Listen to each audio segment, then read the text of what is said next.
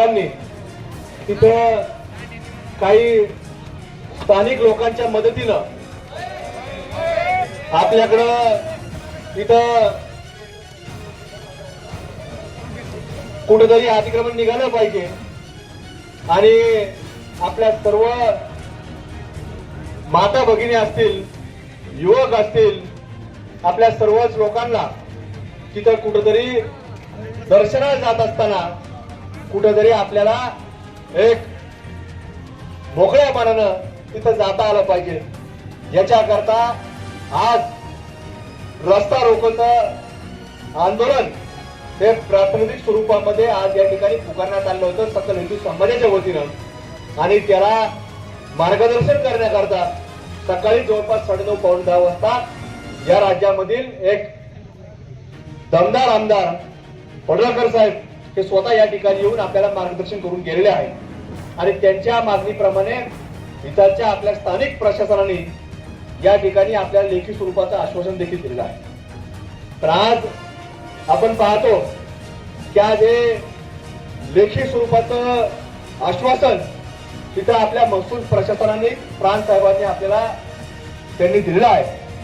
पण इथं स्थानिक प्राधिकरण हे नगरपालिका आणि आज इथं जरी रास्ता रोको मोर्चा झाला असला, आज आपण जरी कुठेतरी लेखी स्वरूपाचं आश्वासन दिलं असलं, पण आज या ठिकाणी आम्ही इथं जे प्रशासन आहे त्याला सांगू इच्छितो की आज हा आमच्या सकल हिंदू समाजाच्या वतीनं इथं जो काही रास्ता रोको झालाय हा कुठेतरी एक लोकशाही मार्गाने झालेला आहे.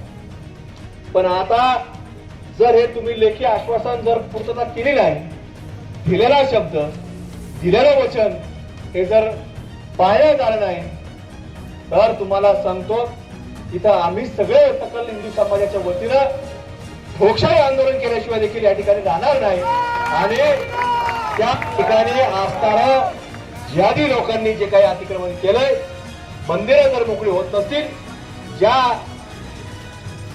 अहिल्यादेवी होळकरांनी जिथं जिथं मुघलांनी आपली हिंदूंची मंदिरं उद्ध्वस्त केली होती त्या ठिकाणी त्यांच्या कार्यकाळामध्ये त्यांनी त्या मंदिरांचा एक चांगल्या प्रकारे महाराष्ट्रात नाही तर महाराष्ट्राच्या बाहेर देखील जीर्णोद्धाराचा कार्यक्रम हाती घेण्यात आला होता आणि त्यांच्या जन्मभूमी असणाऱ्या या ठिकाणी जर असं होत असेल तर कदापि आमचा सर्व महाराष्ट्रातील असणारा हिंदू बांधव ते कुठे सहन करणार नाही.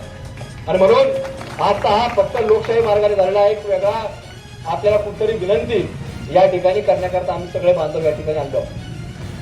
प्रशासनाला आम्ही सांगू इच्छितो की आता हे लोकशाही आहे आणि लोकशाहीमध्ये तुम्ही पाहिलं तर आज देशामध्ये आणि राज्यामध्ये दोन्ही ठिकाणी आज हे जे सरकार आहे हे तिरंग्याचा सन्मान करणारं सरकार आहे.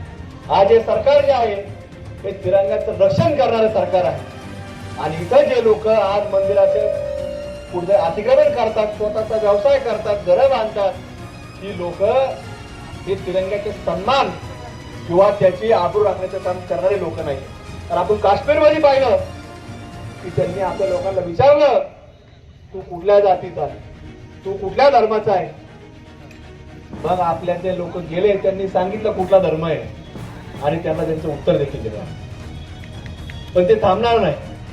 आपल्याला पुढच्या काळामध्ये अशाच प्रकारे जर ते लोक जात विचारून जर आपल्याला गोळ्या घालत असतील तर अजूनही आपल्या ते जे भाईचारा पाळणारे लोक आहेत, ते भाईचारा जोपासणारे लोक आहेत, हे जे निवडणूक आली तर मता करतात जे काही गोवा मागणारे लोक आहेत, त्यांनी कुठेतरी डोळे उघडले पाहिजे.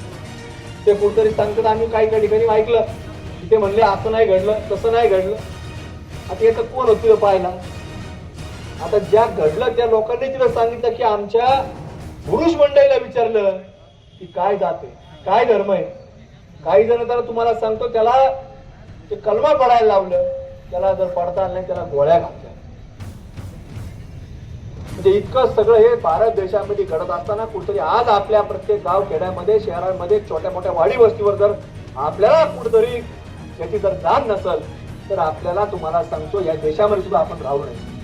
त्यामुळे आपल्याला आम्हाला सगळ्यांना आज कर्जत भागातील आमच्या सर्व विशेषतः हिंदू बांधवांना विनंती राहील की हा प्रश्न फक्त तालुक्यापुरता नाही, हा कर्जतच्या एखाद्या आपल्या नगरपालिका देखील शहरातला नाही, तर आज सकल हिंदू समाजाचा प्रश्न आहे. उद्याच्या येणाऱ्या आमच्या माय माऊलींचा रक्षणाचा विषय आहे, हा तिरंग्याच्या सन्मानाचा विषय आहे.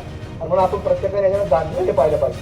आणि म्हणून आज प्रशासनाला देखील आम्ही सांगतो की आज या ठिकाणी आम्ही सगळेजण तुम्हाला जर सुरुवातीला सांगितलं लोकशाही मार्गाने आलेलो आहोत. लोकशाही मार्गाने आम्ही या ठिकाणी सगळे मंडळी तर कायद्याचं पालन कुठेतरी आम्ही सगळ्यांनी केलं आहे. पण पुढच्या जर या तुम्ही सगळ्या गोष्टींची पूर्तता केली नाही, आमच्या जर सकल हिंदू समाजाची इथं कुठेतरी अवहेलना होत असेल, त्यांची जर तुम्ही कुठेतरी चेष्टा करत असाल, तर तुम्हाला सांगतो ते शिवतला त्या झडपीतला किंवा तुमचा नगरपालिकेचा कोण अधिकारी असाल किंवा तुम्ही कोण असतात, तुम्हाला सांगतो वेळ प्रसंगी तुम्हाला देखील आम्ही तुमची जागा देखील दाखवल्याशिवाय राहणार नाही, हे देखील आज तुम्हाला आम्ही सांगतो. आणि याच ठिकाणी आम्ही येऊन दाखवू. तसं तुम्ही मिटिंगला नगरला येता, पण तिथं आम्ही काय करणार, आम्ही इथं येऊ. कारण तुमच्या सगळ्यांच्या मिटिंगला तिथं जिल्हा परिषद मध्ये असतात, कलेक्टर ऑफिस मध्ये असतात. तर हा प्रश्न तुम्हाला सांगतो, हा कुठलाही या वैयक्तिक विषय नाही, तर हा धर्माचा विषय. 14 एप्रिलला महामानव डॉक्टर बाबासाहेब आंबेडकरांची जयंती होती आणि 13 तारखेला देखील ज्या वेळेला संभाजीनगर सारख्या ठिकाणी ज्या वेळेला तिथं जयंतीचे पोस्टर लावण्याचं काम सुरू होतं, तर एक जिहादी तिथं आला आणि त्यांनी काय केलं तर तो आमच्याकडे दिला. म्हणजे त्यावेळेस देखील आपल्यातले काही लोक शांत बसले की ज्या बाबासाहेबांनी त्या देशामध्ये प्रत्येक व्यक्तीला कुठेतरी आपल्याला प्रत्येकाला अधिकार दिला, घटनेच्या माध्यमातून दिला, तर त्या बाबासाहेबांना सुद्धा हे मानायला तयार नाही, त्या तिरंग्याला मानायला तयार नाही. ते फक्त मानतात तर तो फक्त जिहाद मानतात.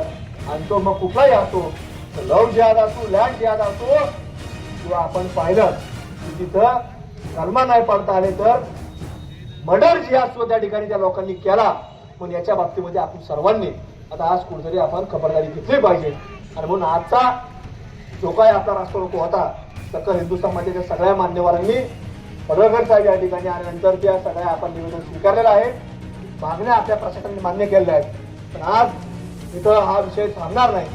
जोपर्यंत तुम्ही ते अतिक्रमण काढणार नाही, तोपर्यंत याच्या ठिकाणी हा संघर्ष, याचा पाठपुरावा आणि हा प्रश्न आम्ही सातत्यानं हा राज्य सरकारपासून तर आपल्या कर्जत नगरपालिकेपर्यंत हा या ठिकाणी ज्वलंत ठेवण्याचं काम आमच्या वतीने केलं जाईल. त्यामुळे आपण सर्वांनी, प्रशासनाच्या सर्व लोकांनी त्याची गांभीर्याने दखल घ्यावी आणि याच्या बाबतीमधला कुठेतरी एक योग्य तो न्याय आमच्या सकल हिंदू समाजाच्या माता भगिनींपासून आमच्या युवकांपर्यंत आपण द्यावा, अशी या ठिकाणी आपल्याला आग्रही भूमिका, आग्रही मागणी या ठिकाणी आपल्या सर्वांना करतो.